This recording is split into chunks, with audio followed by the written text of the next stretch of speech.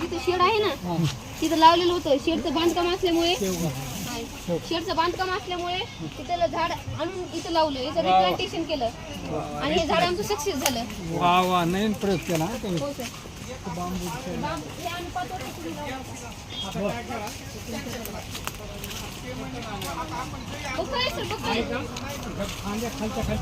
लावलं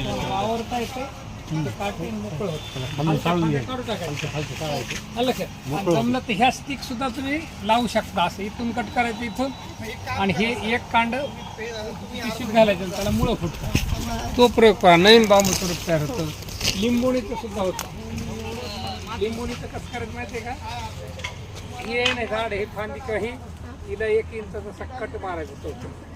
हां, सगळी चाल काढायची. आणि तो नारळाचा बुगा असते ना, हां, ते किंवा इमस दुसरं काही पॉलिथिन घ्यायचं, त्याच्यावर ते टाकायचं नारळाचं, हां, त्याच्यावर पाणी टाकायचं, आणि पाणी टाकून असं खालून लावायचं, वरून बांधायचं गोल, आणि दोन्हीकडून पॅक बांधायचं, आणि मला त्याच्यात पाणी राहतं. त्या पाण्यामुळे काय ह्या दिवसात ऑटोमॅटिक त्याच्यात मुळं तयार, आणि मुळं तयार व्हाईटमध्ये लावायचं. मुळं तयार झाली दिसली 20-25 दिवसांत, त्याला इथून कट करायचं इथे, आणि हे स्वतंत्र झाड पाहिलं. ओके. ते आंब्याचं झाड, आंब्याला कलमा करा. आंब्याच्या कलमा खूप सारे केले सर. बरं. आणि हे पुढे गांडूळ खत निर्मितीचं प्रकरण तयार केलं सर आम्ही. ते पण केलं.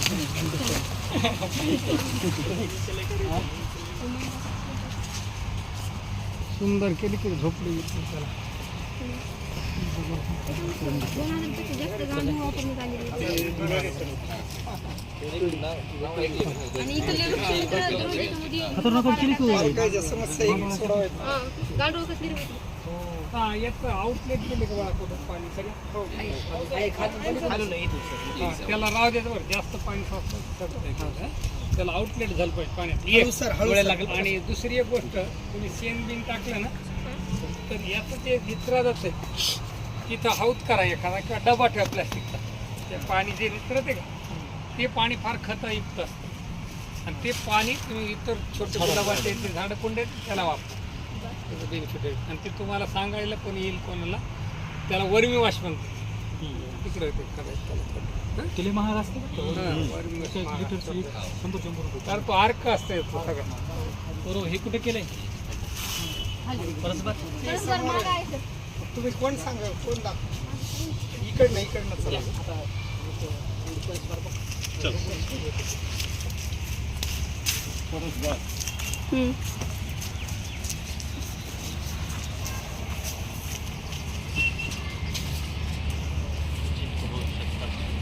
सर, परस बागाची आम्ही 4 ते 5 टप्प्यामध्ये विभागणी केलेली आहे.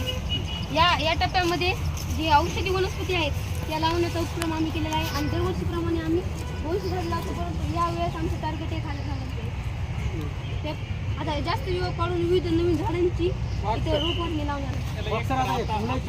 ह्या मोठ्या झाडाला ट्रिपची गरज नाही. ते ड्रीप उचलायचं त्या काठाला नाही, कुठं त्या. आणि याला कारल्याच्या, कद्दूच्या बिया अल्टरनेट लावायला. 2 कारल्याच्या लावा, तिथं कद्दू पुढं लावल्यात, आणि ते ऑटोमॅटिक ह्या जाळीचा वापर पुढं केले तसं. आणखी लावतो.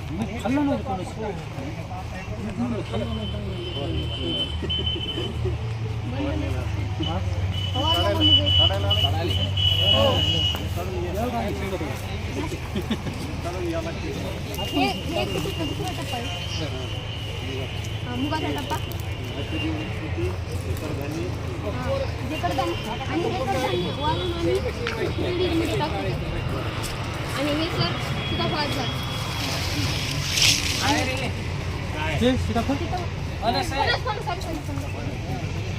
आणि ते खाली आंबा आणि इथं सर विविध बिया टाकलेल्या आहेत. आणि इथं बियांपासून आपण मेथी आलेली आहे.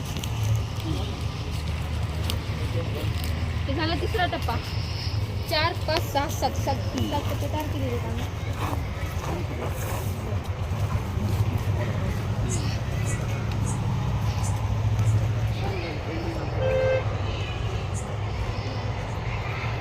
कोथिंबीर आहे.